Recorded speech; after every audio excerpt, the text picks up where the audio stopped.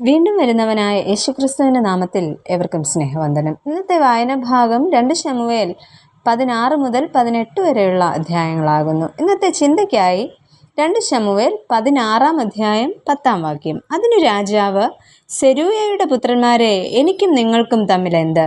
അവൻ ശപിക്കട്ടെ, ദാവീദിനെ ശപിക്ക എന്ന് യഹോവ അവനോട് കൽപ്പിച്ചിരിക്കുന്നു. പിന്നെ നീ ഇങ്ങനെ ചെയ്യുന്നത് എന്ത് എന്ന് ആർ ചോദിക്കും എന്ന് പറഞ്ഞു. ദാവീദിന്റെ ജീവിതത്തിലെ വേദനാജനകമായ മറ്റൊരു കാലഘട്ടമാണ് ഇന്നത്തെ വായന ഭാഗം. തന്റെ സ്വന്തം മകനായ അബ്ശാലോം അവനെതിരെ എഴുന്നേറ്റ് തന്റെ രാജ്യം പിടിച്ചടക്കുവാനായി ഇവിടെ ശ്രമിക്കുന്നു. വിശ്വസ്തരും അവിശ്വസ്തരുമായവർ ഒന്നിച്ച് സംഗമിക്കുന്ന അനുഭവമാണ് നാം ഇവിടെ കാണുന്നത്. ഈ സംഭവങ്ങളിലൂടെ ദൈവം നമ്മോട് പറയുവാൻ ആഗ്രഹിക്കുന്നത് പ്രതിസന്ധികളിൽ നാം എങ്ങനെ പ്രതികരിക്കണം എന്നാണ്. ദാവീദ് തൻ്റെ പ്രതിസന്ധികളിൽ എങ്ങനെ പ്രതികരിച്ചു എന്ന് നമുക്ക് നോക്കാം. ഒന്നാമതായിട്ട് അപമാനത്തിലും ദൈവത്തിൽ ആശ്രയം വെച്ചു. 2 ശമൂവേൽ 16 അധ്യായത്തിൽ ശൗൽ രാജാവിൻ്റെ കുലത്തിലെ ഗേരയുടെ മകൻ ശിമയി ദാവീദിനെ ശപിക്കുകയും കല്ലെറിഞ്ഞ് അപമാനിക്കുകയും ചെയ്തു. ഇത്തരം അപമാനങ്ങളിൽ ദാവീദ് പ്രതികരിക്കുന്നില്ല. മറിച്ച് ദാവീദ് പറയുന്നത് ഇപ്രകാരമാണ്: അവൻ ശപിക്കട്ടെ, ദാവീദിനെ ശപിക്ക എന്ന് യഹോവ അവനോട് കൽപ്പിച്ചിരിക്കുന്നു എന്നാണ്. ഇത്തരത്തിൽ നാമും ചിലപ്പോഴൊക്കെ കുറ്റമില്ലാത്തപ്പോഴും വിമർശനങ്ങൾ നേരിടേണ്ടി വന്നേക്കാം. അവിടെ തളർന്നു പോകുവാനോ പെട്ടെന്ന് പ്രതികരിക്കുവാനോ പാടില്ല. ദൈവം അനുവദിച്ചില്ലെങ്കിൽ ഒന്നും സംഭവിക്കില്ലെന്ന് നാം മനസ്സിലാക്കണം. മാത്രമല്ല, പ്രതികാരമല്ല, സഹനമാണ് വിശ്വാസിയുടെ അടയാളം.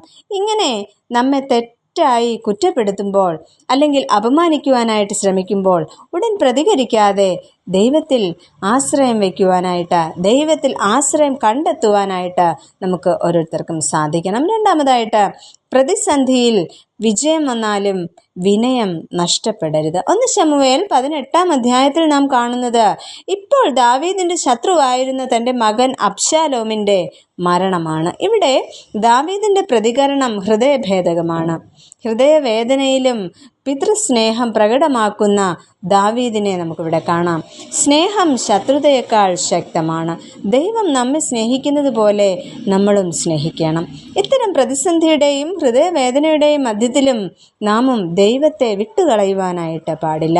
ഇവിടെ ദാവീദിന് വിജയം ലഭിച്ചെങ്കിലും ദാവീദ് അതിൽ അഭിമാനിക്കുന്നില്ല, ദുഃഖിക്കുകയാണ് ചെയ്യുന്നത്.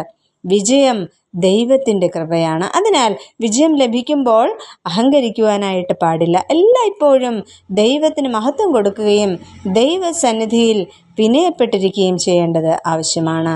അത്തരത്തിൽ ദാവീദിനെ പോലെ മാതൃക ഉള്ളവരായിട്ട് തീരുവാൻ ദൈവം നമ്മെ എവരെയും സഹായിക്കട്ടെ. നമുക്ക് പ്രാർത്ഥിക്കാം. പ്രിയ കർത്താവേ, പ്രതിസന്ധികളിൽ സഹനവും, നിന്ദയിൽ ക്ഷമയും, വേദനയിൽ സ്നേഹവും, വിജയത്തിൽ വിനയവും ഞങ്ങൾക്ക് നൽകണമേ. തുടർന്നും ഞങ്ങൾക്ക് അവിടുന്ന് ആയുസ്സ് നൽകുന്ന കാലത്തോളം മാതൃകയുള്ളവരായി തീരുവാൻ ഞങ്ങളെ ഇടയാക്കണമേ. ആമേൻ.